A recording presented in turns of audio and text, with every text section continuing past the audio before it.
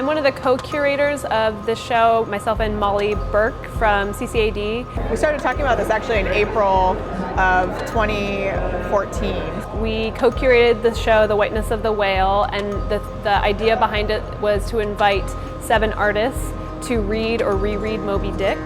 Some of us had read parts of the book and some of us had not read the book at all. Some people had actually read the book several times. And then respond to really anything in the book, whether it be something visceral or visual or colors or shapes, anything that they wanted to respond to in terms of themes that they were really compelled while reading the book, and then make either site-specific or wall-based or anything that fit within their practice, making works that would be related to the theme of Moby Dick. We were thinking about artists that really made subtle work that was kind of thoughtful, often centered around using white in some way, because what drew us to Moby Dick was actually this chapter called The Whiteness of the Whale. We were thinking of a curatorial idea and we were really compelled by the chapter, The Whiteness of the Whale. And she and I were kind of just discussing how this chapter of this book, and I was like, oh yeah, I read that chapter. And I had read it several times in graduate school because I had been making a lot of work myself that was all white, and my committee had recommended that I take a look at that because it was really helpful for how to describe why I would use this lack of color to make something that was very powerful.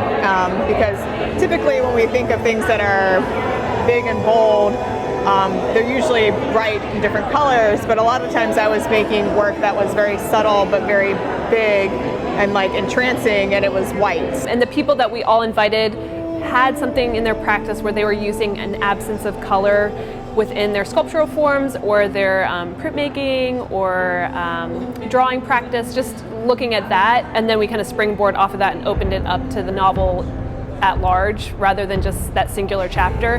But that chapter was really important just because of the descriptions of the whale, how visual the descriptions are. So that was the starting point, and then it kind of just grew from there. Throughout that chapter there's a lot of descriptions of what white is and whether it's good or bad.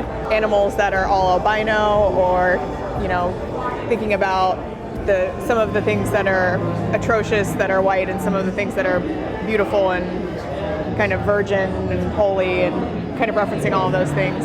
And that chapter was what helped us kind of select the artist initially, and then we from there decided that it would be good to read the whole book. And so actually that became an interesting challenge because the book is actually very long. I tended to kind of think more along the lines of focusing on his descriptions and trying to make work that was very subtle but had good description. It was really open-ended. We didn't really give much instruction other than that we wanted them to read or reread the book. And then, given the space, we then allowed them to say, what space would work the best for their work. I'm standing in Jeff's piece, which is huge and immersive, versus some of the works are small and quiet and subtle. It really went opposite ends of the spectrum in terms of what people were making, and that's okay. It's just seeing the approach and the response to the book. Then kind of led us into what were our artists going to make, because we didn't actually select work to go in the show. We challenged them to make work from what they were inspired to do from the book. And so that was actually the hardest part. We asked for some proposals just to get an understanding of how much space they would need.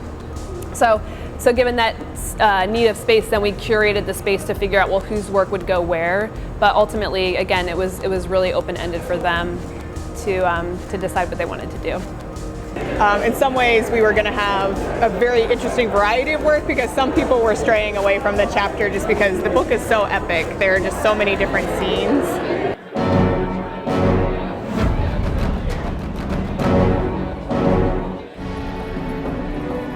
When you're looking around the show, there's not a ton of literal work. You're going to see some nuances of a whale, maybe some forms that suggest the bone or the innards of a whale, or a landscape, but there's a lot of abstraction, and I think that's what makes the show really strong, is that there's a lot of interpretation then that the viewer can bring to what they're looking at versus just seeing what if we had a show of just whales. That wouldn't help kind of provoke the imagination versus having abstract pieces.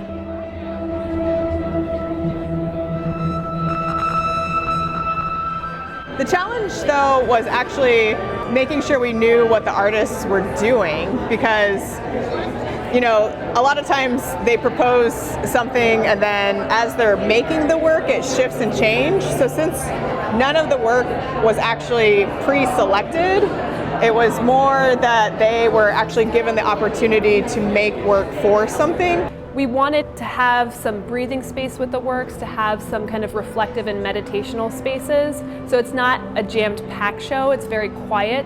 It's nice to have some kind of parameters to then either work with or against or kind of challenge. And, you know, as artists, we're always creating problems for ourselves. So it was just kind of like giving the problem of reading the book and then responding was kind of our creative problem given to the artists that were invited for the show. So that was our hope, is that people would actually have some really great pieces that come out of this, and it kind of inspires them to make more work in this vein and kind of reference things.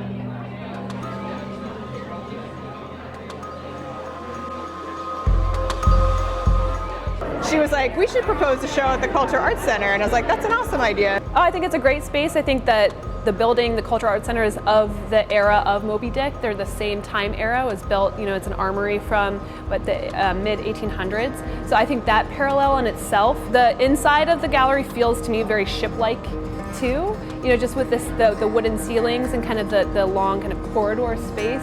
So there's these little subtle parallels between the book and the space that I thought were really nice too. Yeah. There would not have been enough walls to do the whole book.